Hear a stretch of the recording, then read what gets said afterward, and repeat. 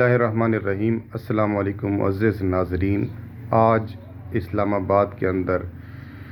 تاریخ پاکستان کا وہ دن ہے جو شاید پہلے کبھی نہیں آیا پاکستان بننے کے بعد۔ ایک دن وہ تھا جب پاکستان بنا تھا، وہ یقیناً پاکستان کی ہسٹری میں بہت بڑا دن تھا، لیکن آج کا دن جو ہے ہسٹری آف پاکستان کے اندر بہت بڑے دن کے طور پر یاد رکھا جائے گا، اور حتیٰ پاکستان کے وجود کے اندر آنے والا دن بھی، چونکہ اس کا تعلق صرف پاکستان سے ہی تھا یا بر صغیر سے تھا، لیکن یہ وہ دن ہے جس کا اثر پوری دنیا کے اوپر پڑ رہا ہے۔ پوری دنیا اس کا بینیفٹ لے رہی ہے، پوری دنیا کے اندر امن کا قیام آ رہا ہے۔ یہ ایسی جنگ تھی، ایران اور امریکہ کی جنگ، جس کے اندر پوری دنیا لپیٹ میں آنے والی تھی۔ ابھی ہم نے دیکھا کہ 4 سے 5 کنٹریز اس کے اندر انوالو ہو چکے تھے۔ امریکہ براہ راست انوالو ہو چکا تھا، اسرائیل براہ راست انوالو ہو چکا تھا، ایران براہ راست انوالو ہو چکا تھا، اور اس کے بعد حزب اللہ لبنان براہ راست اس کے اندر انوالو ہو چکا تھا، یمن اس کے اندر براہ راست انوالو ہو چکا تھا۔ اب اگلا سٹیپ تھا کہ عرب کنٹریز اس کے اندر چلے جائیں، یا پھر یہ کہ اس کے بعد اگلا سٹیپ پاکستان کا تھا۔ تو اگر خدا نخواستہ پاکستان اس جنگ کے اندر انٹر ہو جاتا تو اس کے اندر نقشہ جنگ کا بدل جاتا، عرب کنٹریز اس کے اندر داخل ہو جاتے، اس وقت جنگ کا نقشہ بدل جاتا، اور اس کے بعد پیچھے روس اور چین بھی لائن میں لگے ہوئے تھے، اور کیونکہ ڈائریکٹلی یا انڈائریکٹلی رشیا اور چائنا جو ہے وہ ظاہراً ایران کی بیک پہ تھے، کیونکہ رشیا اور چائنا بھی ہم جانتے ہیں کہ امریکہ کے ساتھ ان کے تعلقات اچھے نہیں ہیں، وہ ایک دوسرے کو اپنا اینیمی سمجھتے ہیں، کیونکہ روس کو توڑنے میں امریکہ کا کردار تھا، روس کو توڑنے میں امریکہ کا کردار تھا۔ اور اس وقت بھی جب روس ٹوٹا تھا تو اس کے اندر بھی پاکستان کا ایک اہم کردار تھا، تو اب چونکہ اگر یہ جنگ چلتی رہتی تو بہت زیادہ چانسز تھے کہ شاید امریکہ کا بھی وہ سٹیٹس نہ رہے جو پہلے والا سٹیٹس تھا۔ تو بہرحال اس ساری صورتحال کے اندر پاکستان نے جو ہے وہ میڈیٹ کیا، اور میڈیٹ بھی ایسے کیا کہ آپ دیکھیں کہ جب دونوں فریق جنگ لڑ کے ایک دوسرے کا بہت زیادہ نقصان کر چکے تھے، اور حتیٰ امریکہ کے اندر چونکہ اب ڈائریکٹلی تو امریکہ پہ اٹیک نہیں ہو رہے تھے، لیکن اس کی بیسس کے اوپر جہاں پر وہ مڈل ایسٹ کے اندر موجود ہے وہاں پر اٹیک ہو رہے تھے، اس کا نقصان ہو رہا تھا، اس کے علاوہ اس کی ساکھ کا نقصان ہو رہا تھا، اس کی معیشت کا نقصان ہو رہا تھا، جس کی وجہ سے اس کا تیل جو امریکہ کا ہے وہ یہاں پہ اسٹریٹ آف ہرمز سے گزرتا تھا، جو ایران کے قبضے کے اندر ہے، اور ایران کا اپنا علاقہ ہے وہ ذاتی، وہ کسی کو گزرنے دے یا نہ گزرنے دے یا کسی پہ ٹیکس لگائے وہ کر سکتا ہے، لیکن جب ایران کمزور تھا تو اس وقت اسٹریٹ آف ہرمز پر ان کا قبضہ تھا۔ اب آہستہ آہستہ کر کے اسٹریٹ آف ہرمز کو ایران نے اپنے کنٹرول میں لے لیا،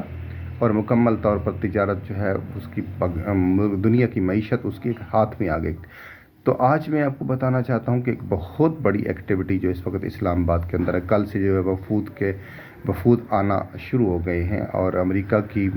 کا بھی وفد کی ایڈوانس پارٹی جو ہے وہ ہم نے خود ہی اپنی آنکھوں سے جہازوں کو آتے ہوئے دیکھا، لینڈ کرتے ہوئے دیکھا، اور مختلف ممالک کے وفود جو ہے وہ پہنچ رہے ہیں، جس میں ایران کا وفد بھی شاید پہنچ گیا ہو یا پہنچنے والا ہو۔ آج صبح کی جو صورتحال ہے میں آپ کو بتا رہا ہوں، لیکن اس سب کے اندر پاکستان کا جو کردار ہے بہت ہی قابل تعریف ہے، اور بہت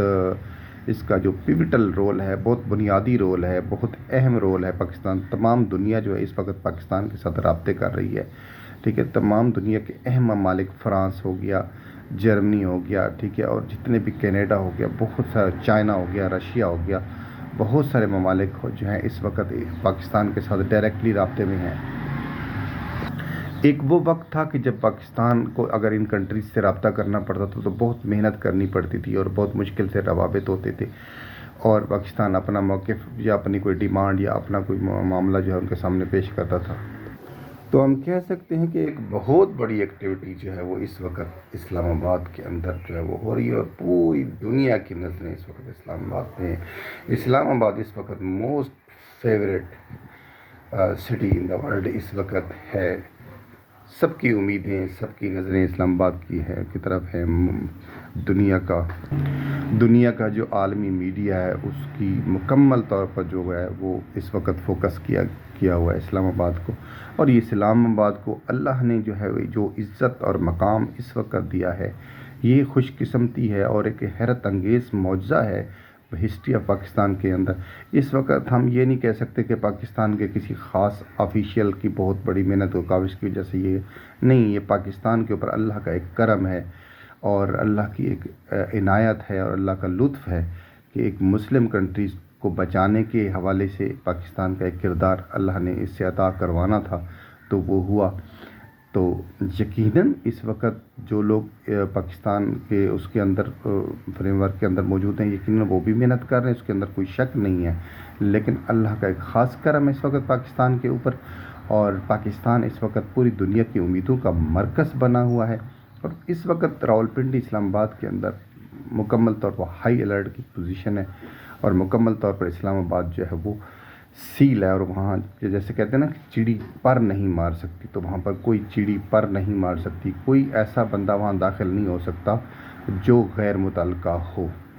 تو اس حوالے سے اور پوری Pakistan air force high alert پر ہے،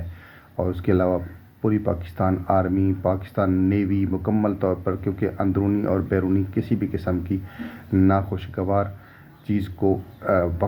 اسی وقت فوری طور پر ہینڈل کرنے کے لیے چوکس اور چوکنا ہے اس وقت مکمل طور پر پاکستان کی آرمڈ فورسز، پاکستان کی پولیس، پاکستان کے تمام سیکورٹی ادارے،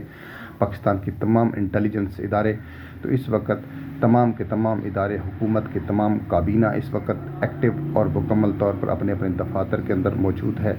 اور ایک بہت اہم کردار اس وقت ہمارے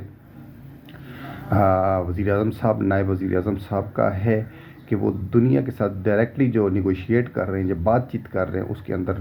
جو ہے وہ 3 شخصیات زیادہ جو ہے وہ رابطہ کر رہی ہیں، جیسے وزیر اعظم محمد شہباز شریف صاحب سے لوگ رابطہ کر رہے ہیں، اس کے علاوہ جو ہے وہ نائب وزیر اعظم اسحاق ڈار صاحب سے رابطہ کر رہے ہیں۔ تو اس طریقے سے جو ہے یا پھر یہ ہے کہ اس وقت کے ہمارے چیف آف ڈیفنس فورسز اور فیلڈ مارشل سید عاصم منیر صاحب سے بھی دنیا اس وقت رابطہ کر رہی ہے، اور یہ 3 پرسنالٹیز جو ہیں اس وقت ڈائریکٹلی جو ہے وہ رابطہ کر رہی ہے دنیا ان کے ساتھ۔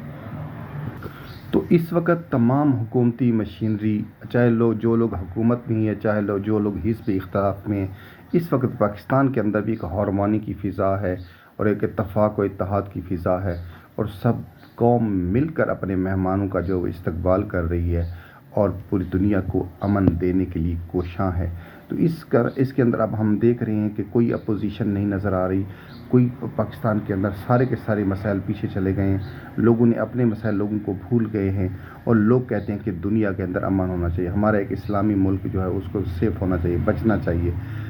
کیونکہ ایران کے اوپر ناجائز جنگ جو ہے وہ مسلط کی گئی اور اس کا بہت زیادہ نقصان کیا گیا۔ اب لبنان کے اوپر حملے جاری ہیں، مختلف جو ہے وہ نقصانات بہت زیادہ ہو رہے ہیں، حالانکہ ایران نے اس سب کے اندر ایک غیرت کا مظاہرہ کیا ہے، ایک ڈیٹرنس کا مظاہرہ کیا ہے، اور اس کے بعد جو ہے مقابلہ کیا ہے، یعنی مقاومت دکھائی ہے، ہارا نہیں ہے، سرنڈر نہیں کیا ہے۔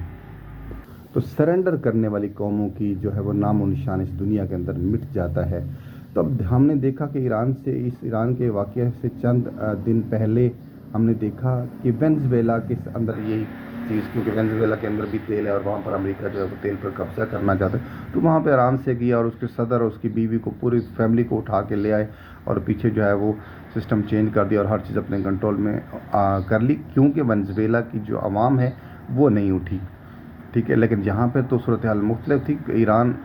کی عوام اور ایران کی حکومت مکمل یکجان ہو گئی، اس کی سپلائی دیوار ہو گئی، انہوں نے کہا جس کو مارنا ہے، جتنا مارنا ہے، جہاں مارنا ہے مارو، لیکن ہم کھڑے ہیں، ہم ڈٹے ہوئے کھڑے ہیں، کھڑے تھے، کھڑے رہیں گے، ہم سب کو مار دو لیکن پھر بھی ہم جھکنے والے نہیں ہیں، ہم کٹ تو سکتے ہیں لیکن ہم جھک نہیں سکتے۔ یہ وہی فلسفی ہے کہ جو حضرت امام حسین علیہ السلام نے دی تھی کہ میری گردن کٹ تو سکتی ہے لیکن یہ یزید کے سامنے جھک نہیں سکتی۔ تو اپنا خیال رکھیے گا، اپنے اس چینل کا خیال رکھیے گا، ویڈیو اچھی لگے تو شیئر اور سبسکرائب ضرور